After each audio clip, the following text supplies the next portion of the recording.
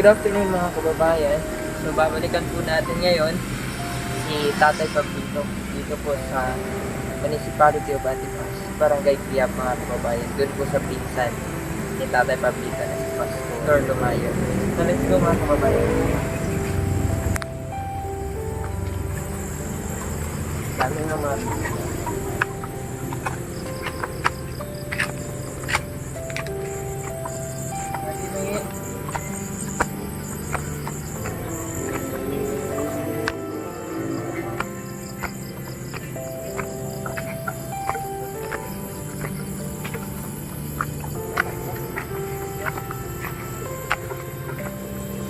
Kasama ko po ngayon mga kababayan si Papa and at the same time si Ibo ang nasa likod po ng camera.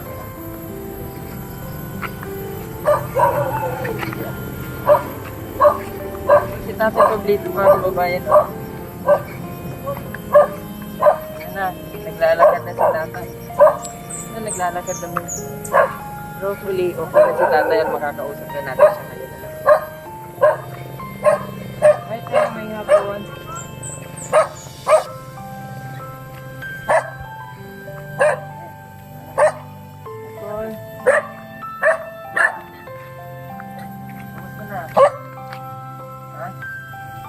Kamusta?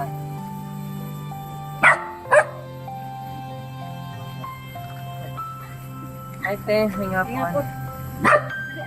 Kamusta mo? Kamusta na? Ha? Hindi ako sa istorya. Pero okay lang ka. Ha? Okay ka lang? Okay lang po dito sa mga kawas. Bali, bumalik po tayo dito mga kababayan dahil meron po nagpadala ng tulong si Ma'am Pinerieta Solidan. Maraming salamat Ma'am Pinerieta. Ngayon po namin nadalaw si Tatay Pablito. Galing po kami sa trabaho dun sa Rojas. So, kapitan ng kanawag din. E base kung maulan. Kanya, kamusta ang pag-adta ninyo dito? Akon? Okay lang. Sige, naano tayo itambal natin na inom? Meron na? Hindi mabuti naman kung gano'n. Kahit pa paano, meron ka ng gamot. No? Nagkaroon na apa. Nakabalik mo yung ating sa doktor. Dito sa may Pinapawan. Katong pagka-wibis ato, nakabalik mo dito. Wala? Oo. Bakit? Nakabalik. Sige, kausapin po natin muli mga kababayan si Pastor Lumayo. Para kahit pa paano po makakapagpapalit. Good afternoon po mga kababayan. Kasama po natin ngayon si Pastor Lumayo. Ang pinsan po ni Tatay Pablito. So, Pastor, mangangamusta lang po kami sa kalagayan. Kamusta naman siya? Sa kalagayan ko niya problema lang namin yun yung salita at saka yung kanang kamay niya parang may problema at saka yung sabi ng doktor hindi pa daw siya talagang pauwiin doon sa sundungan kasi may TB pa siya. Dito na po na-register yan. Ay, okay. Na po yun. So, nakabalik po kayo doon sa may... nakabalik kami doon sa Pinapawan. Yan po ang mga advice na bigyan namin ng mga plan at saka resita nandun ang mga Tapos, meron siyang may spot pa yung baga yun. May TB po siya. Bali na x-ray din. X-ray yan lahat. Kasi ang sabi ng nurse dyan, ang doktor, sabi niya dito lang sa capacity, i-reading yung kanyang guys sa baga. At saka dito lang sa Antipas, yung kay 6 months ang parang 6 months ang gamutan. Yun na guys. Yun po ang gamutan kasi sa TB 6 months. So aside pala dun sa alta presyon ni Tatay Pablito, ay meron din po siya tuberculosis. So TB po. Bali, sakit po sa baga na treatable naman din po sa ngayon dahil meron naman pong mga gamot na para sa tuberculosis. So sa ngayon po ay enrolled na si tatay dito Enrolled sa na. may health center or sa rural health center. unit nila Oo, yun. para kahit po pa yan. paano ay magamot po si tatay. So, bali 6 months siyang mag-stay. 6 months. And mas mabuti din po yun, Pastor. Para sa amin, mas mabuti din po yun kasi mahirap din sa sundukan, wala siyang kasama. Tapos, if anything happens, then, mahirap kung sino ang tatakbuhan. Ano? Mas mabuti naman dito at andito kayo na pwede mag-alaga sa kanya. Yan lang yung nangyayang mabuti dito kasi malapit lang yung mga kamutan at saka yung health center namin. Oo. Malapit lang. Oo, malapit din talaga. So, yan ang kanyang kalagayan. At may bahay na po siya doon. Ginagawa ko na doon sa kabila. Sa may likod? Oo, nandun. Pwede natin Pwede, tingnan may mamaya. Sige, sige. puntahan natin. Samahan po natin si Pastor mga kababayan. Tingnan po natin, meron daw po silang Dito na. ginawa na bahay ni Tatay Pablito para kahit pa paano, maistihan po ni Tatay Pablito.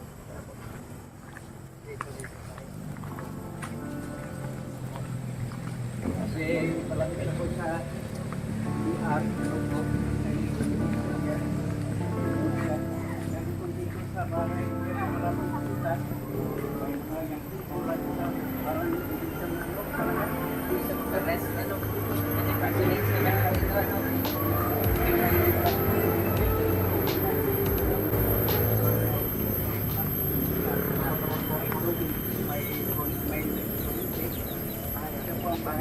ginagawan po nila, Pastor, sila, si Tatay Pablito mga bay na bahay, matutuluyan niya po.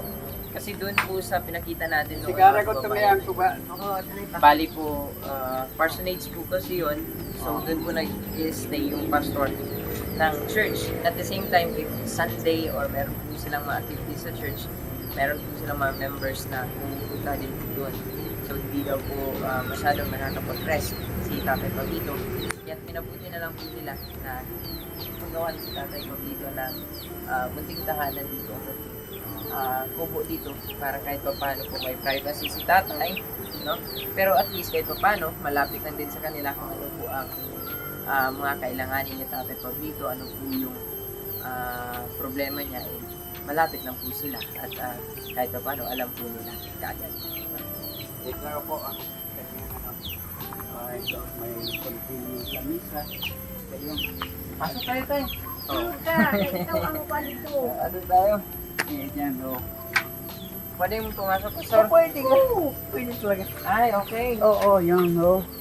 So, dito po si tatay nag-stay. Oo, yan. So, okay naman ka dali tayo. Ha? Mabuti. Mabuti at andyan po yung pinsan ninyo tayo. Oo. Tama yung sabi ni Pastor niya. Pagpagaling po muna kayo. Ha? Tapos huwag kalimutan yung gamot ninyo ha. May gamot din pala kayo sa TB, sa tuberculosis. Meron niyo po, oo.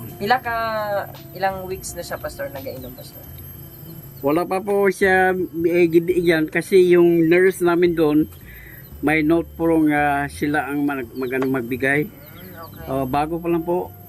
So pababalikin mo Oo, siya? pabalikin siya. Oo. May mga May referral po bukas. siya sa TB Talks. Oo. Itay, at tingin mo magdugay, bali, kinamusta ka lang namin dahil yung aming mga sponsors din ay gusto din po na makamusta kayo. Ano? And at the same time, Tay, mas mabuti na din kasi na alam din po namin yung kalagayan niyo. Dahil kahit paano po, nag-worry din po kami or mabala ka po sa inyo habang ha? So Tay, meron pong pinabot dito na konting tulong. Meron pong pinabot na tulong dito si Ma'am Henrietta Solidad. Nagpadala po siya tayo ng 2,000 pesos para magamit po ninyo sa inyong gamot or sa pagkain po ninyo. Anything na kailangan po. So nagpadala po siya ng 2,000 pesos at ito po yung inihatid namin ngayon. So bali, maraming salamat po Ma'am Henrietta Solidad sa inyong tulong po kay Tatay Pablito. And pansamantala po si Tatay Pablito ay dito po muna sa kanyang munting tahanan, sa kanyang kubo na pinagawa nila ni Pastor upang kahit pa paano po ay may privacy si Tatay Pablito. And at the same time, malapit lang po siya dun sa may palikuran para kahit pa paano hindi po siya mahirapan. So, maraming salamat po, Ma'am Henrietta. Thank you so much po sa inyong pagmamahal at kalinga sa ating mga kababayan. Kami po sa Victorious Mission ay lubos ang aming pagpapasalamat at binigay din po kayo ng Panginoon upang makatulong po sa ating mga kababayan. So tayo, before kami muuli, dili naman na mo padugayon ni before may manguli, mag-pray me para sa inyo. Because that's what we do. Yan po ang aming ginagawa talaga tayo. And yun po ang masaya kaming gagawin. No? Masaya na ginagawa namin ang pagtulong. No? Hindi lamang sa material na bagay, kundi pati na din sa ating spiritual. Tayo ano? Sige, so mag-pray ko tayo. Pray tayo. Sige, most gracious and heavenly Father, we thank you, Lord Jesus, for this wonderful afternoon. We thank you, Lord Jesus, that we met Tatay Pablito, Lord God. And we're very happy, Lord God, that it's okay. And salamat kayo, Lord God, isang pa sa heart, sa iyang ang mga relatives din sa ating Pastor, Lord God, na continue na ginagabayan si Tatay Pablito. At the same time, Father, we thank you for the lives of our sponsors, Lord Jesus. You may bless them, O God, mightily and abundantly, Lord. You may give them, Lord Jesus, every desires of their hearts, Lord God. And we pray, Father, for this channel, Lord God, for the people, Lord Jesus, watching our videos, Lord God. May you bless them, O God, and you may keep them, Lord Jesus, safe all the time, Lord Jesus. Even kay Tatay Pablito, Lord, we declare healing, Lord Jesus, in your name, Lord God. We declare healing, Lord Jesus. We pray for healing, divine provision, intervention, o paghatag sa iyong magikinanggan, Lord. We thank you, Lord Jesus, for this wonderful afternoon. Bring back all the glory to you, tanang dumog, mayo, Lord God, balik natin. In Jesus' name, amen. So, Tatay Pablito, hindi na po kami magtatakan kasi magabihan na may pado sa sundungan. No? So, dili magdugay. So, sa ngayon po mga kababayan, hindi po kasi nakakapagsalita si Tatay Pablito. Yan. Pero kung nakakapagsalita lang yan si Tatay Pablito mga kababayan, alam naman po natin, gusto niya po magpasalamat, no? Sa mga kababayan natin. Nagmagandang loob at patuloy na nagpapars. So tayo, dili may magdugay. Ha? Amping ka diri kanunay.